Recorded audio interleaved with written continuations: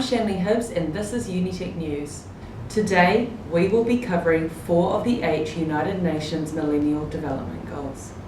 These goals were established in the year 2000 with all 189 United Nations member states along with international organisations confirming that they're committed to help achieve these goals by this year, 2015. Today we will be reporting from different communities in need to see how these goals have been implemented. I will be covering the first MDG, to eradicate extreme poverty and hunger. Since 2007, the World Food Programme Food for Girls has been established to address hunger and enrolment issues in Yemen.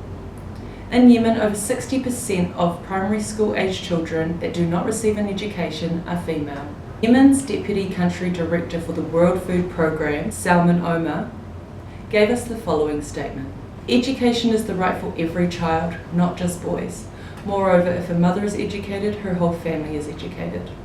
As a result of the programs, families that send their girls to school are eligible for an annual amount of 150 kgs of wheat and 8 kgs of fortified vegetable oil. Despite funding shortfalls since 2010, the program has reached nearly 200,000 girls and impacted nearly 1 million family members. Earlier I spoke with a local farmer from Yemen named Ali Khalid. He has 3 daughters enrolled into the program. Ali let us know how it has impacted his life. Greatly. It really gives parents like myself an incentive to see that our girls get an education. For other families who are less fortunate and aren't making money from farming, such as myself, the program is a necessity. Without it, the daughters would not be in school. The food incentives encourage a change in perspective on our low priority attitude towards our girls getting educated. Thank you for that, Ali. This MDG has seen 700 million less people living in extreme poverty worldwide. Despite this great achievement, there is still a long way to go, with 1.2 billion people still currently living in extreme poverty. Next, we have Gracious Tapfuma, who will be covering the second Millennial Development Goal.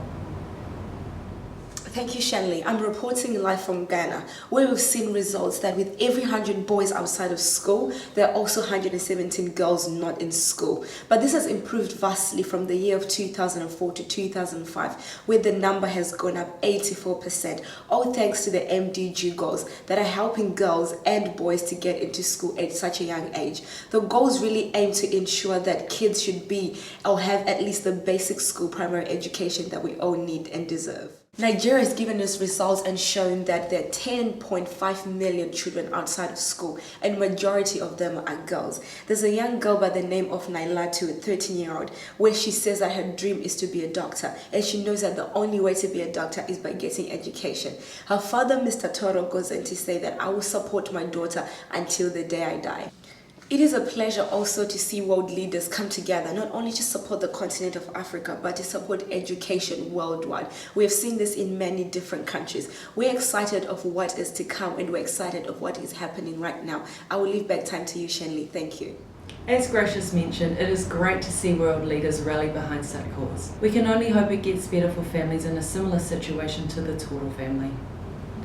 I will now be passing you over to Melissa Boderick, who will be covering the third MDG goal.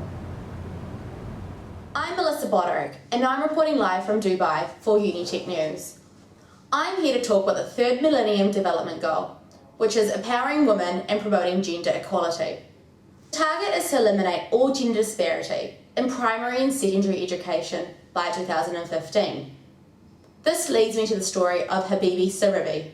I'm here speaking with Habibi Saribi, whose childhood was similar to those of many girls in Dubai. Gender equality is brushed aside in a country like Dubai. However, this didn't stop Habibi from achieving her goals and going to university. Yet, her life today is far from the ordinary. Saribi grew up in a lower class family where money was tight and her father favoured her brothers. She had to work twice as hard to prove to her father that she was perfectly capable of doing the job that her brothers did. However, she received positive feedback from her family and friends, who encouraged her to study further. Her hard work paid off. This led her to having a scholarship in the capital of Dubai City from the World Health Organization. Habibi is a great example of promoting gender equality in her country, Dubai.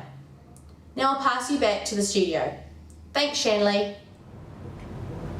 Yes, Melissa, it's great to see that there's women empowerment stories emerging from third world countries. Next we have Moana Anile, who is covering the 4th MDG from Angola. Here she is. Thank you, Shanley. I am here in Angola, sub-Saharan Africa, where child mortality is at its worst. The MDG 4 is to reduce by 2/3 the child mortality rate. However, sub-Saharan Africa continues to confront a tremendous challenge. Not only does the region have the highest mortality rate in the world, which is 16 times more the average for developed regions, it is also the only region where both number of live births and under 5 population is expected to rise substantially over the next 2 decades. In 2012, 1 child in 10 in sub-Saharan Africa did not live until their 5th birthday.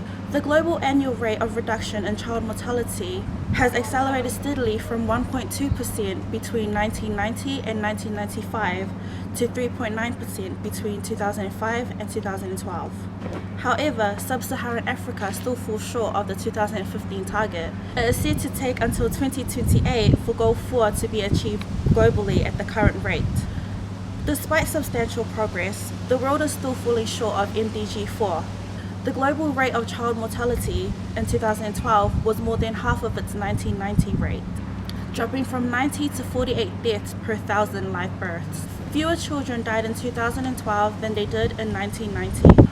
All regions except sub-Saharan Africa reduced their child mortality rate by more than 50%. Nevertheless, the region has made remarkable progress since 1990, reducing child mortality rates by more than 45%. There is a lot to work on in the region, and if the number of child mortality continues to decrease at this rate, MDG 4 could possibly be achieved globally in the next 2 decades. That is the final MDG we will be covering today. Back to you, Shanley. That's all we have time for, folks. Thanks for tuning in. Please make sure to join us later where we will cover the last 4 MDG goals and also introduce you to the Sustainable Development Goals. This is the next phase of the United Nations Plan.